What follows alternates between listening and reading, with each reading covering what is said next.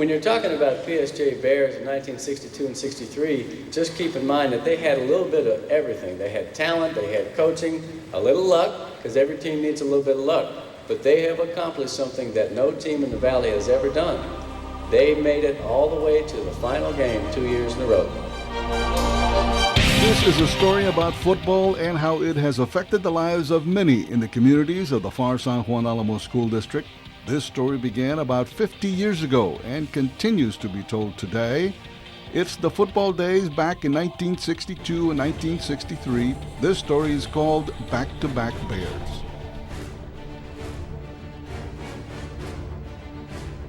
Now, on behalf of the 62 Bears, I'd like to call Papi Rodriguez up to say a few words. He of 1,500 plus yards.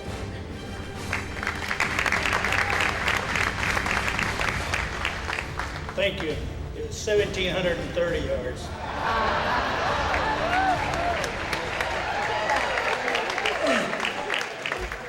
I'd like to recognize or say something about some special teammates of ours that have passed. Arnoldo Romero, Danny Cantu, and Alfredo Boxer Hernandez. Our coaches, Harold Coates and Alton Slayton. And our head coach, Charlie Williams, that y'all all knew. He's in a nursing home at this time. So our special prayers are out to our fellow teammates and coaches. First day of practice, 1962. It's a hot day, just like, not today, but some that we've experienced. And I'm going out to the practice field first day. It's, wearing shorts and helmets. And one of my teammates, Gabriel Avendaño, says, "We're going all the way to state." And I'm thinking, what in the world is he thinking? We're going all the way to state.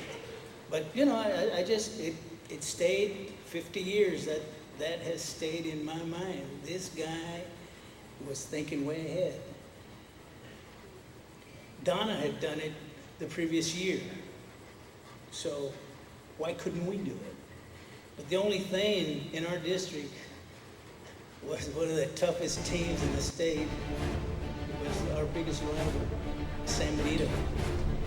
The 1962 and 1963 PSJA high school football teams were not ordinary teams. They achieved something which has never happened again in the history of Valley football. That is, they played at the state final game in 2 consecutive years. In 1962, the Bears went against Dumas Demons, and in '63, the Bears went against the Corsicana Tigers. We lost both games, but the effect this season's had on our lives is something to talk about. So we will be visiting with the players, many of whom are already retired, but who attribute their success in life to their high school football days and to their coaches. Let's talk to the players. What was it about the 1962 Bears? A dream come true for all of us. We dreamed big, but we worked hard for it, and the good Lord gave us the teammates to go with it. It's hard to make it once, yet you made it twice. Which one of those two, were you in both teams? Yes. Which one of those teams was the best, and why? Well, I think both were real good. But I would say the 1962 team was probably the toughest year to make it because of the type of students that we were. I think they're pretty even, but we had the best opportunity to get into to win the state final the second year against Corsicana. It wasn't the coaches, it's the kids. The kids were different. They were tougher. It was a special, unique group of young men. I admire Coach Slayton. We worked together in junior high, and those young people learned how to apply themselves to be successful. None of this whining or whatever. They just paid the price. Well, the teams, I thought, were just a great bunch of athletes. We had some speed. We didn't have very much size, but we had a lot of guys that were determined to do something athletic. We were fortunate that at that time is that it was a different type of kid Okay. that came from a home where they were taught respect and discipline and work your ass off. We learned under Coach Williams and under Coach Coates the attitude of never giving up. We were fortunate enough that we grew up in hard times. We had some good, strong, mental individuals that participated. And I'll never forget. It was more teamwork. We didn't have anybody outstanding that you could say this is the star on the team. I think that there was just 11 players on defense and 11 players on offense. And there were no stars, there were no, per se, we were just wanted to play football. Well, everybody was like brothers. They were close to each other and looked out for each other. Well, in my case, I would work in the fields, picking potatoes, chopping onions, and what have you. Then I would make my own kind of weights, whatever I had to do weights after work, which would be at night. Yeah.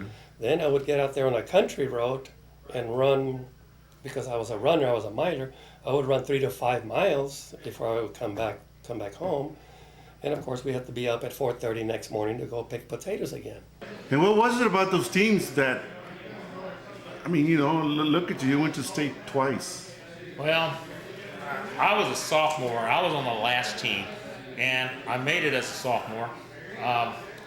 In fact, I'll tell you the truth, I really wouldn't know that I made the team until I showed up for practice one day. Yeah. And This is the one I'm talking about, kid. He didn't play much, Hello. but he contributed 150% every time he was there. Yeah. Yeah. To me, he was the best running back. This is the one I'm talking about. Yeah. they said my locker was not where the B team was. They said I'm in the varsity. It kind of surprised me. But as a result, I had a lot of learning to do. I didn't know most of the seniors or juniors at that time. And I was kind of like low man on the totem pole and just kind of did my job and kept my mouth shut. Because of maybe our maturity, I don't know, but something was there that was different than anybody else. Because we've seen, prior to us, there were better, bigger athletes at PSJA in the 50s. And you know that, much bigger, much better, and so forth, yet they did not accomplish that.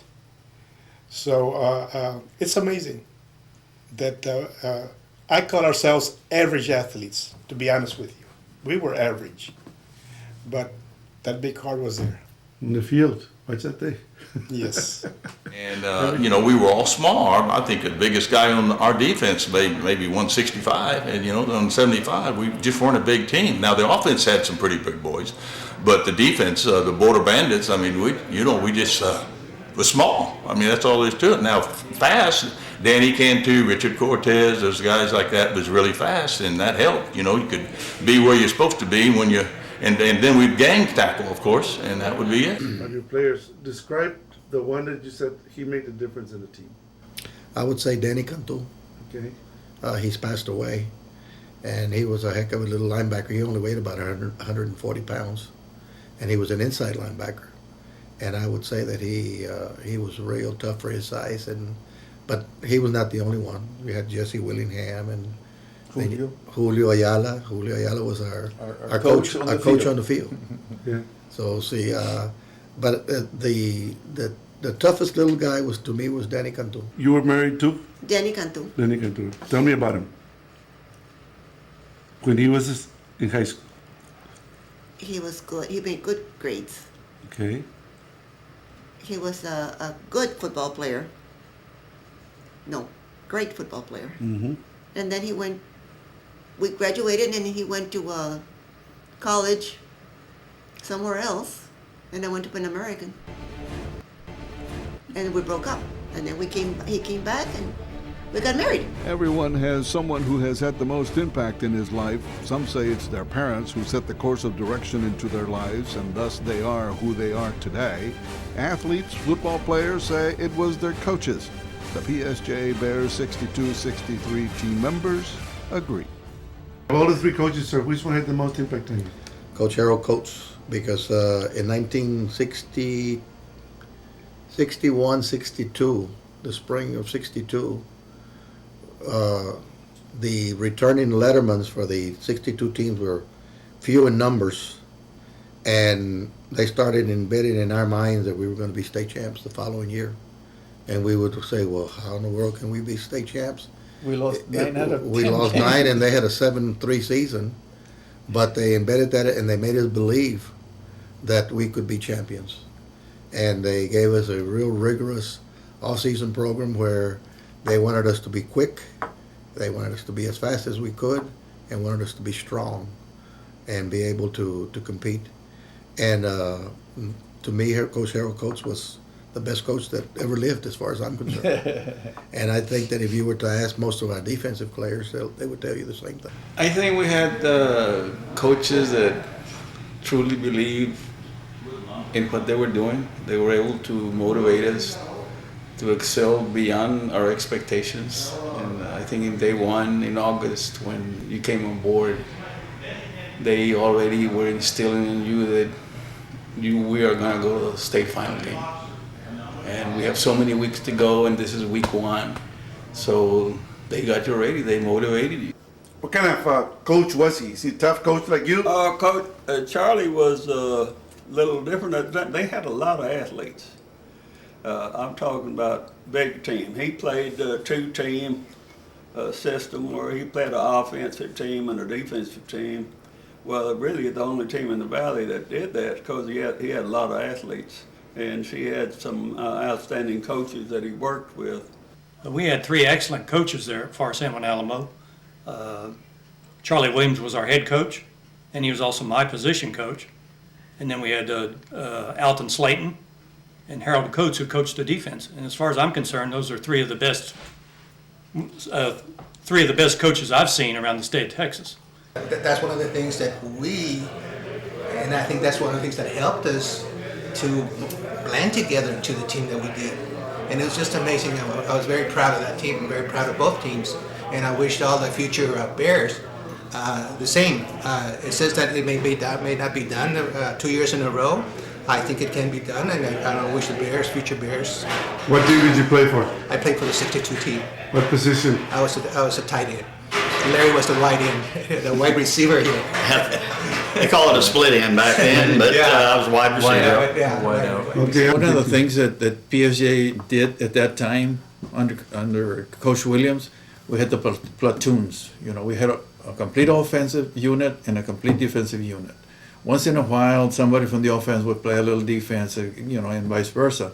But most of the times, 11 different players, all the way through. So we had like 44 players in the team. We went during the summer. We weightlifted all the time. So I think we had a strong team. And we had the tour days, and we worked hard at it.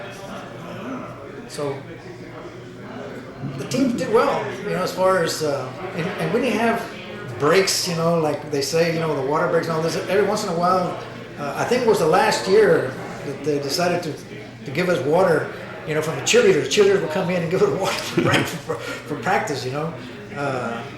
Well, we were pretty well motivated by our coaches, you know. In fact, in the junior high, I remember in the junior high, if a kid was to get hurt, boys, you drag him off the field. We're not going to take a timeout. Of course, today, it's an automatic timeout. But they already had us brainwashed. Yeah. You know, we were pretty well fundamentally tough. When I played football, the toughest coach was without question Coach Slayton. Why? Because he was just demanded perfection. Amen. And that's who Coach Slayton was. Who was the toughest coach? I think Coach, myself was Slayton. Coach was my main coach when I was there. But I can remember Slayton, you know, as when I was younger, you know, pick up a kid, you know, and hold him up and you can see his legs, you know. But then ya no hay, and sit him down and say, let's do it right. Describe your coach. Coach? Yeah, describe your coach. Tremendous coach. Very hard on us, but he showed us that we could do it. We didn't need help from other people. We could do the job ourselves. My very first coach in junior high was a guy named Baldy Montalvo. Mm-hmm. And he was my backfield coach. He taught me how to run with the ball. And then Coach Slayton was our junior high coach also, with Baldy Montalvo. Then when we get to the high school, the three coaches I mentioned, Coach Charlie Williams, Harold Coates, and Alton Slayton, they were able to motivate us. Mm-hmm. They didn't accept sloppy play. They didn't accept mistakes. They kept the game simple, didn't make it too complicated. Mm-hmm. And they were just great motivators. Two of those coaches that coached us in high school, I was able to coach with them on the staff. And but to this day, and one of them is passed away, I never called them by their first name. It was always Coach. Yeah. You know, I couldn't get myself to ever say Coach. I mean, to use their first name like everybody else would call them. And that just goes back to, you know, the respect that we had for them. And what about the games? These two PSJA Bear teams played state finals. They didn't win any of them, but they have had a profound effect into the lives of those who played.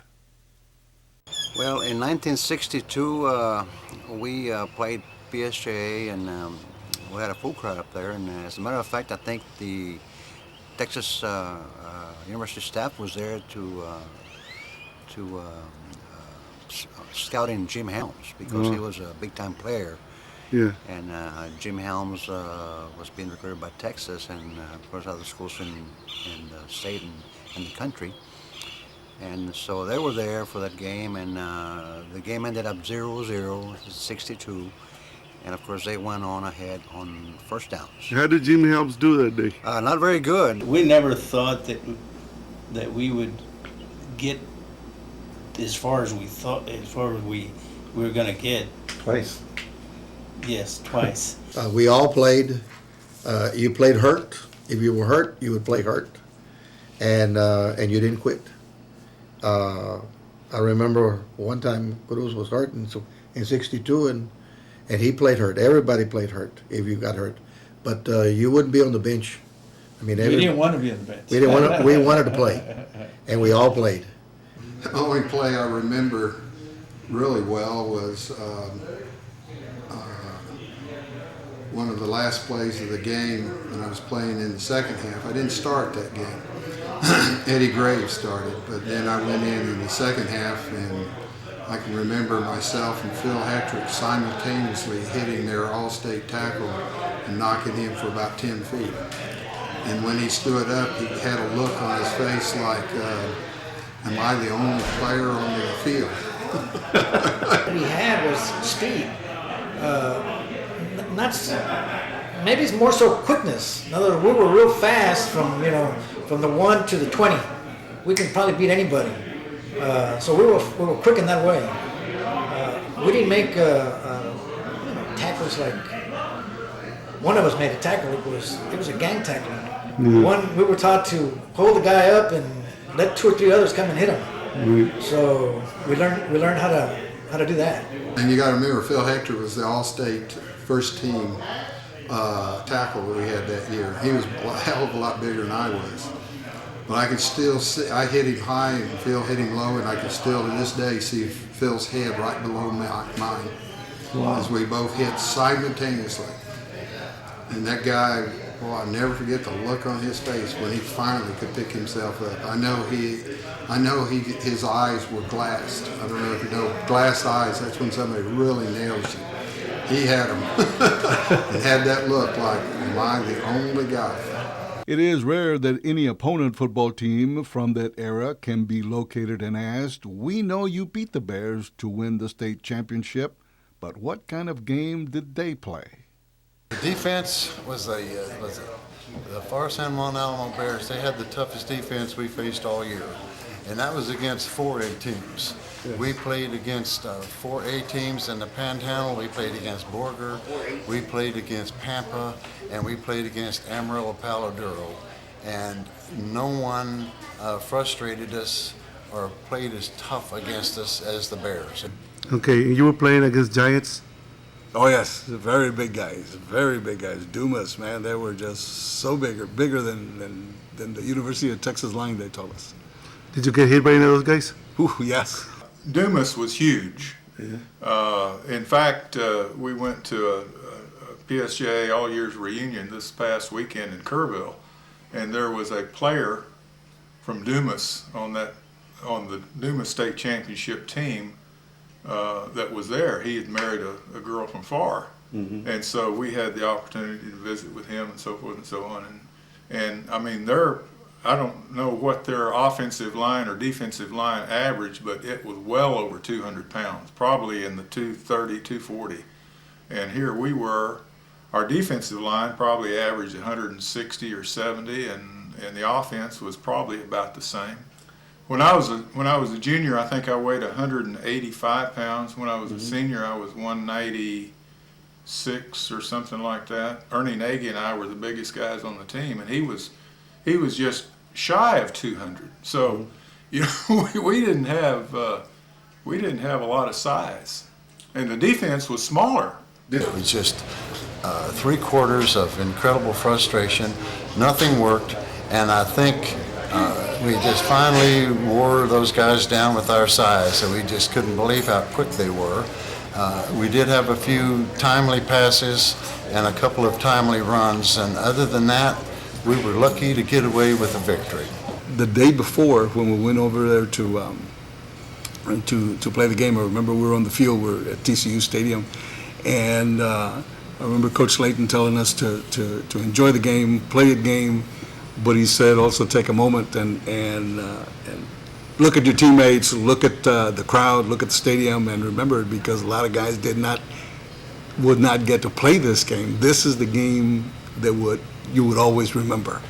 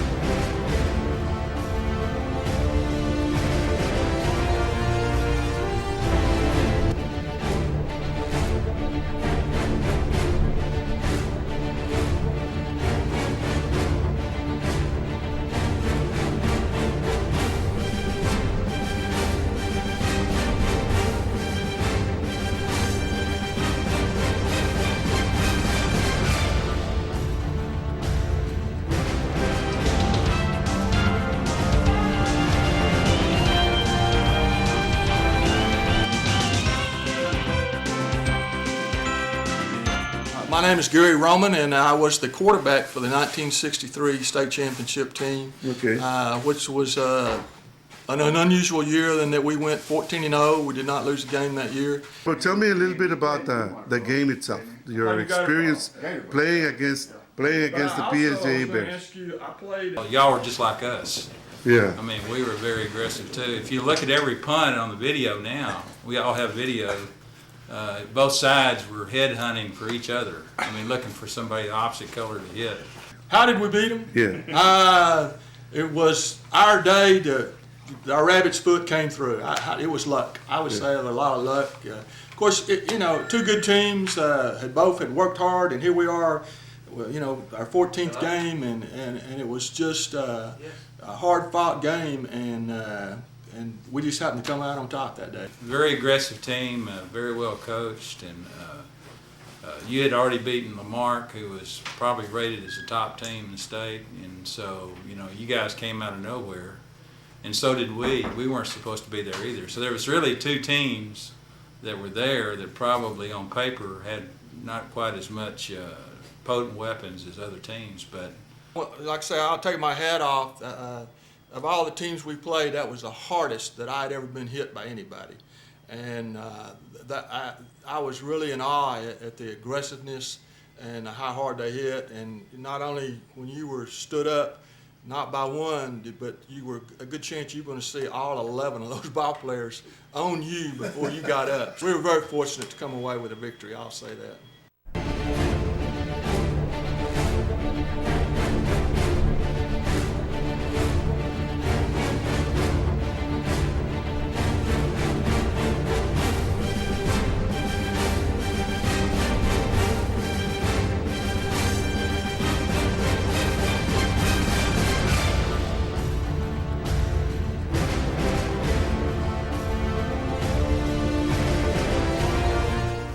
As in every football game, there has to be the band, cheerleaders, and community support. Here are the girls. Describe the city of FAR. The city of FAR, because we were one high school, now we have 4 high schools. And so the community got together here in FAR, and in fact, right here down the street, we'd have community pep rallies where everybody in PSJA would come. It was a small town, but everybody knew everybody, and we always followed the Bears. I was in the band, and I remember we used to have a lot of spirit. We used to have pep rallies in Alamo, in San Juan, and in FAR. I remember when we would be coming back from the games, like at 3 or 4 o'clock in the morning, all the people were there to greet us with posters and a lot of excitement. Catalina Garcia. And you were? A beret. A beret? Were you a cheerleader, a beret, or what was it? I was in band, but I was voted Honey Bear. What's a honey bear? That's a football sweetheart. I had a good mentor. I think that Mrs. Kane was one of my favorite teachers at that time in Point because she instilled in us a lot of motivation and good spirits. Okay, what is a beret, miss? A beret is a drill team. Okay. And back then we didn't, nowadays the berets dance and do, routines. Back then we had to march. And it was straight marching.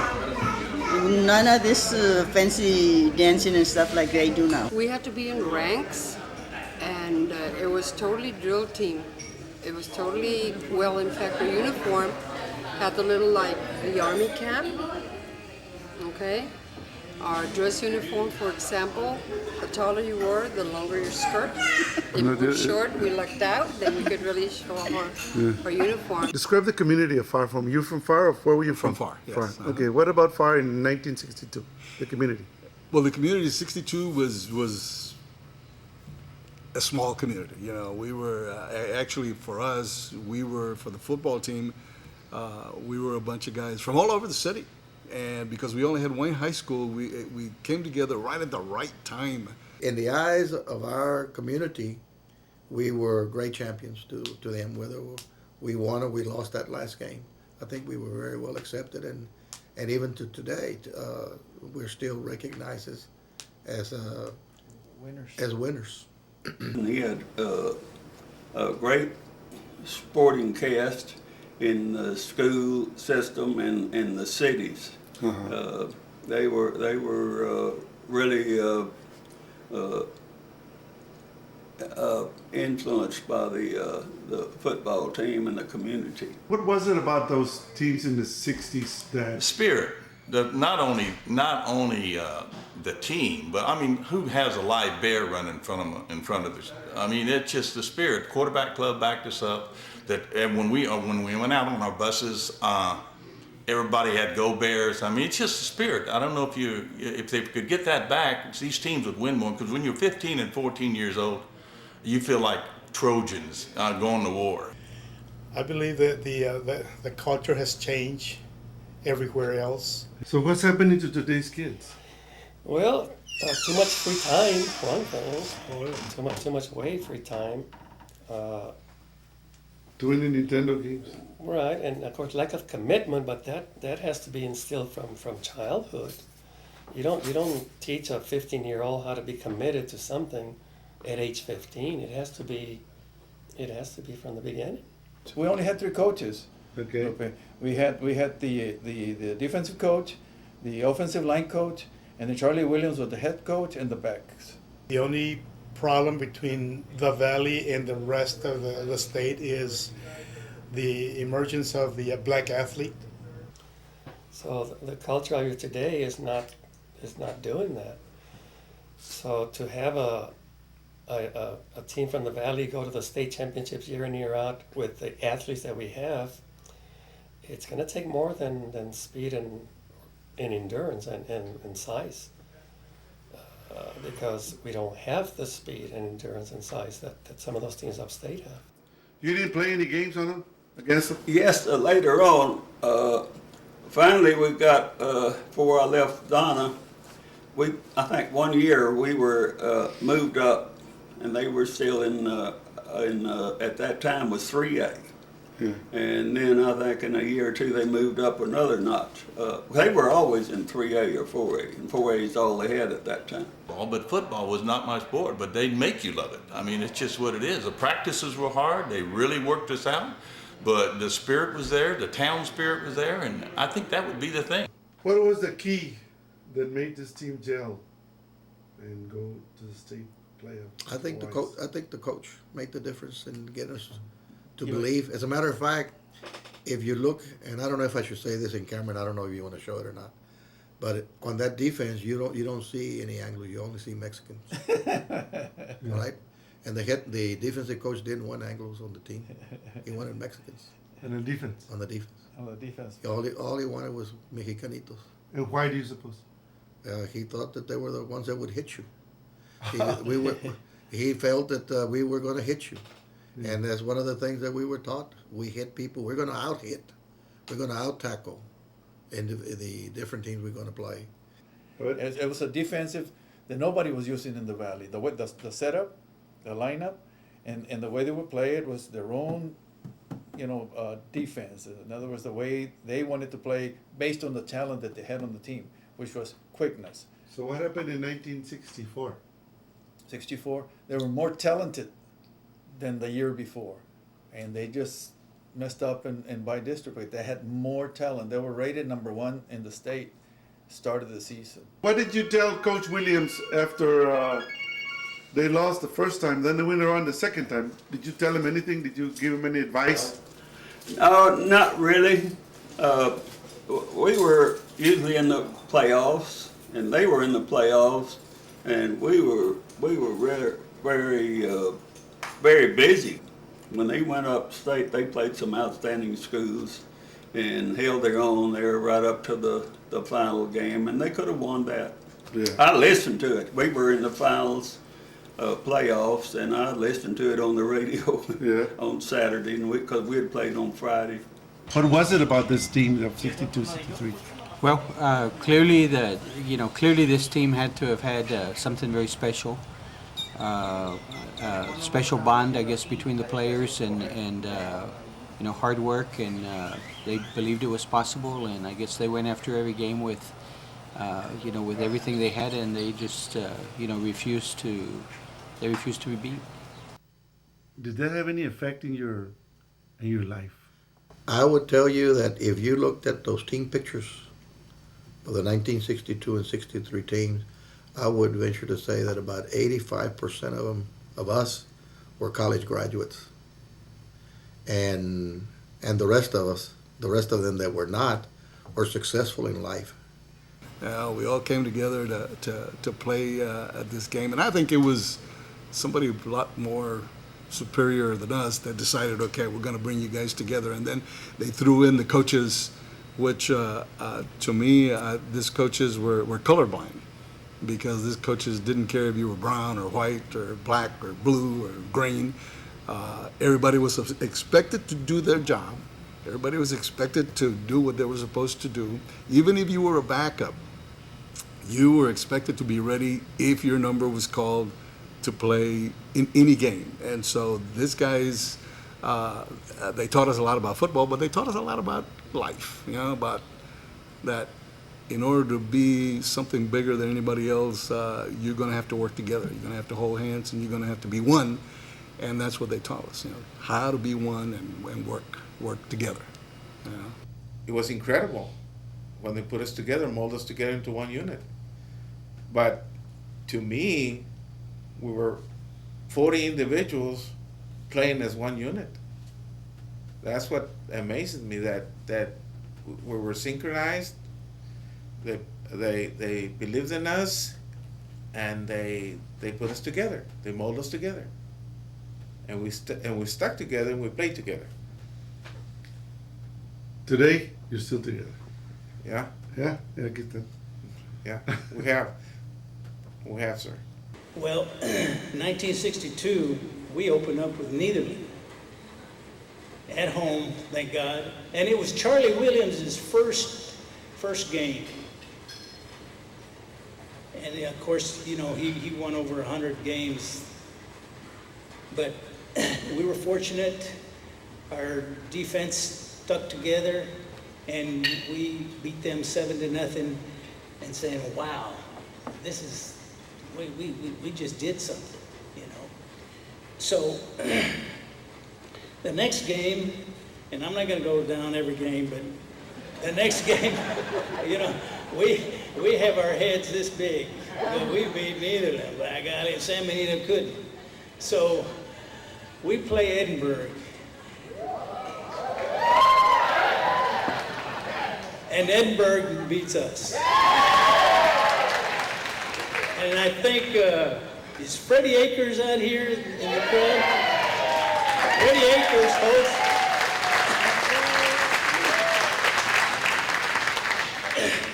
I believe this was his first or second year as a coach, not knowing that this guy was going to be the University of Texas coach. And have all these All-Americans there.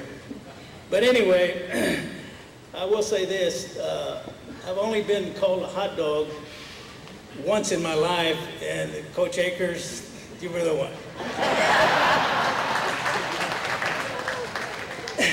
Well, we went undefeated the rest of the year, and we finally meet in the 10th game of the year at Far San Juan Alamo Stadium, at Bear Stadium. We meet San Benito, number 4 ranked in the state of Texas, and we're not even ranked, But anyway, the game ended, and I don't think any game has ever ended like this before. The game ended 0-0, no penetrations, and we won 10-6 on first downs to represent 16 AAA.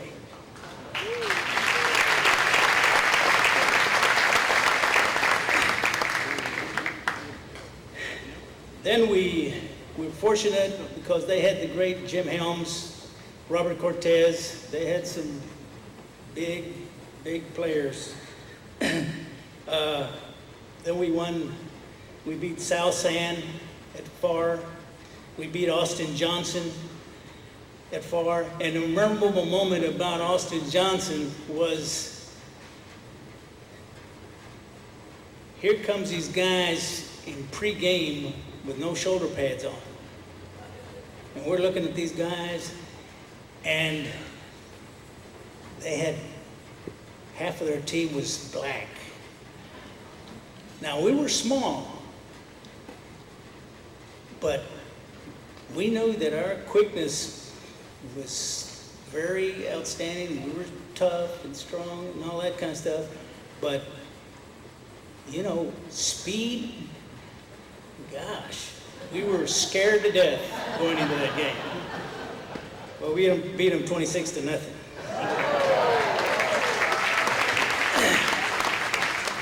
So now we go to Victoria and we go to Orange. Orange is the last town before you go into Louisiana.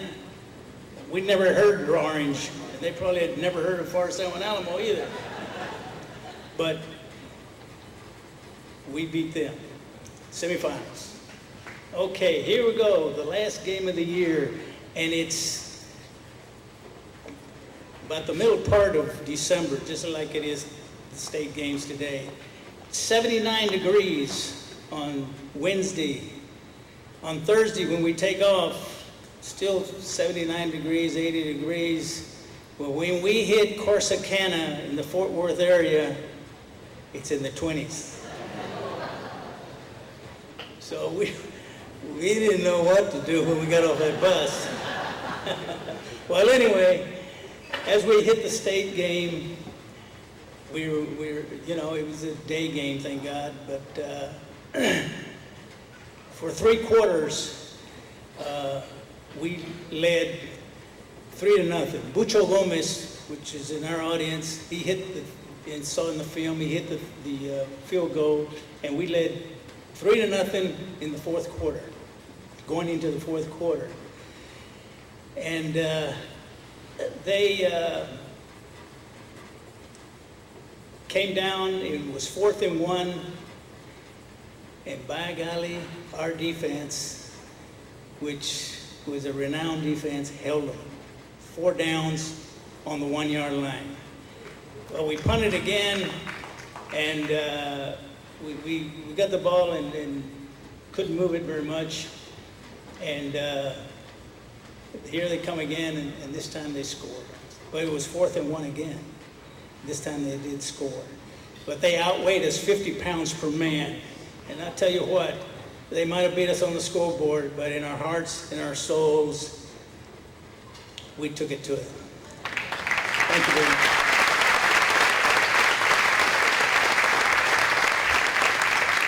It was a great time for the Valley as far as football is concerned, because we had there were a lot of teams, teams that were in the playoff, and then we were going way up for a change. The Valley as a whole had never been a threat in regards to the state playoffs. I mean, maybe one game and out in all districts. But then we just kind of set a new trend there at that time. But we got in there and we won state, and then Charlie, the next 2 years, the FAR program, they went to the semifinals 2 years in a row, and that's very outstanding. Well, like I say, I'll take my hat off. Of all the teams we played, that was the hardest that I'd ever been hit by anybody. And I was really in awe at the aggressiveness and how hard they hit. And not only when you were stood up, not by one, but you were a good chance you're going to see all 11 of those ball players on you before you got up. So we were very fortunate to come away with a victory, I'll say that.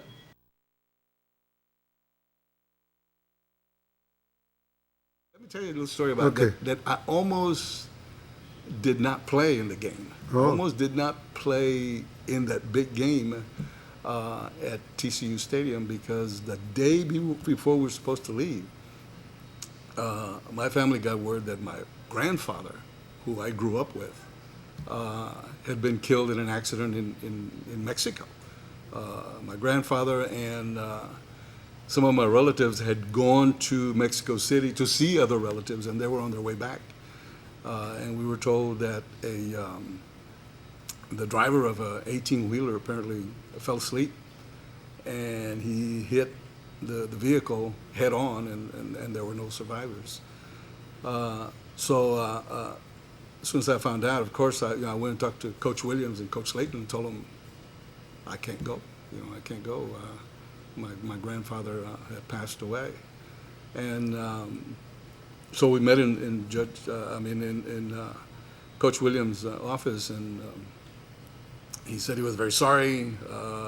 He gave me his condolences, him and Coach Coates, and then I left. I went to see my grandmother. And then that night, we were having a rosary at my grandmother's house. Remember, this is 1962, where the rosaries were still held at the family home, not the funeral home, but at the family home. And so just as we were starting the rosary, these two guys walk in, these two Anglo guys walk in, and they knelt and they said the rosary with us.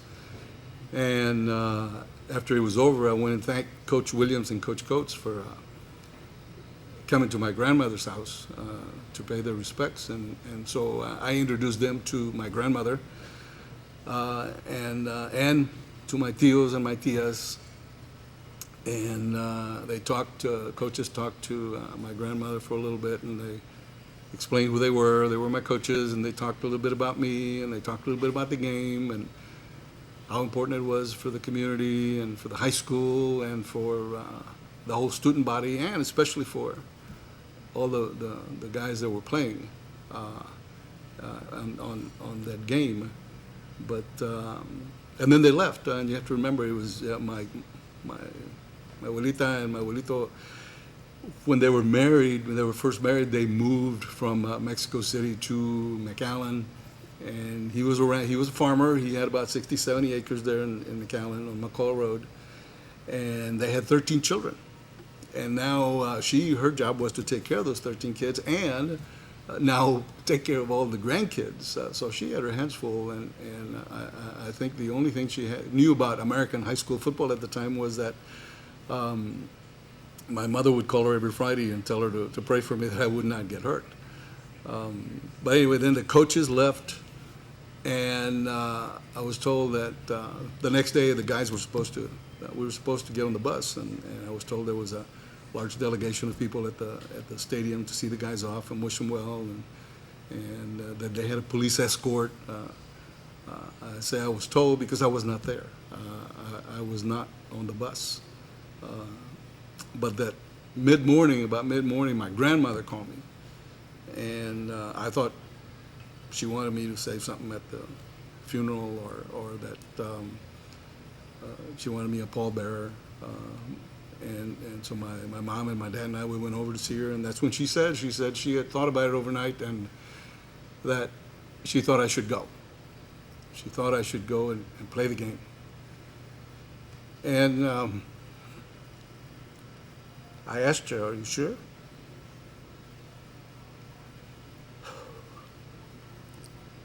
She said, "Yeah." She said, besides, there's relatives from California coming, and so the funeral will probably be after you get back. And so I went and I called Coach Coates, who had stayed behind. And it wasn't 10, 15 minutes. He was at the front of my house, and I got in the car with him, and it was Coach Coates and another coach and myself, and we caught up with the guys that night in Fort Worth, and it was good to see the guys again. We joked around and stuff, and then the next day they took us to the stadium, went over some drills, and then the coaches wanted us to get a feel for the game. Get a feel for the stadium and where the game was going to be and stuff. And then the next day, of course, we played the game. And it was right as we were getting ready for the game, I remember Coach Slayton had a bunch of us from the defensive side, and they told us, enjoy the game. It's a game of a lifetime, but take a minute to look at the stadium, look at the crowd, look at your teammates, because it's a game you'll never forget. And sure enough, and we played the game that day, Saturday. Then that Saturday night, we played the game again over and over. All of us going over every play, every block, every tackle, every yard that we made. And then Sunday morning, before anybody else got up, I was packed and ready to go, and they had a car waiting for me. And so I went got in the car. I don't even remember who drove me back. I just remember that I was alone again. And as soon as I got home, I went to see my grandmother. And that's when I found out that the game had already been played. Of course, we had already played the game, but the funeral had already been held. Mm-hmm. There were no relatives from California coming. My grandmother, it was the first time I remember my grandmother lying to me. Una mentira chiquita, she would tell me later, but she wanted me to go. And my beautiful grandmother, She was a true Bear fan. she was, and my mom and my dad took me to the cemetery for me to say goodbye to my grandfather. And my grandfather died on December 19th, and the game was on the December 22nd. It was so I almost didn't make the game. But you made it thanks to? Actually, thanks to my grandmother. My grandmother was who, like I say, knew nothing about American football, but she was just she made it happen for me. You realize that your school and your team is a charter member in the history of Valley football, really the history of high school football.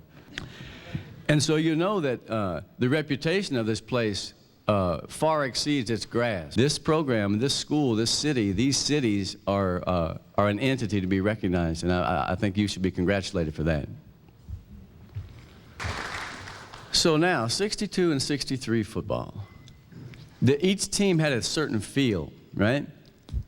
The 62 team ended up with, what was it? Carlos Vela, who knows everything about everything, and believe me, he's my right-hand guy sometimes at the track meets in here.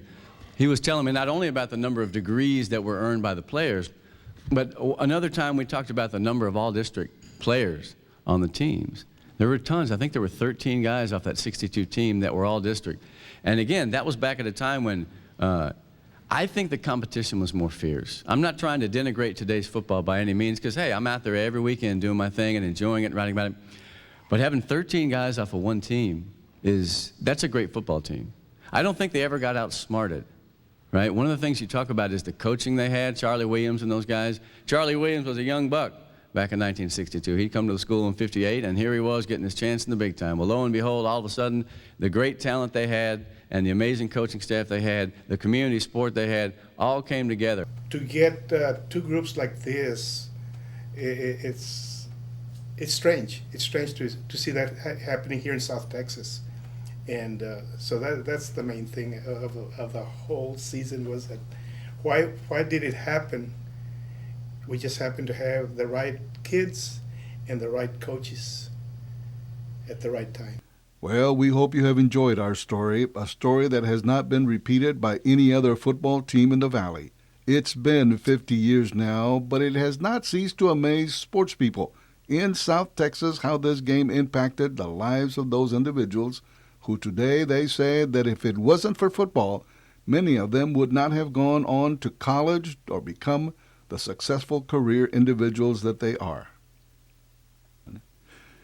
Many are now retired, but some are still at it, contributing to the legacy of the 1962-63 PSJ Bears and their back-to-back state final games, which they lost on the field, but won in the game of life. We thank you, and may you have a pleasant evening. Thank you for watching. I'm Rick Diaz, 1962 PSJA Bears defensive tackle, number 22.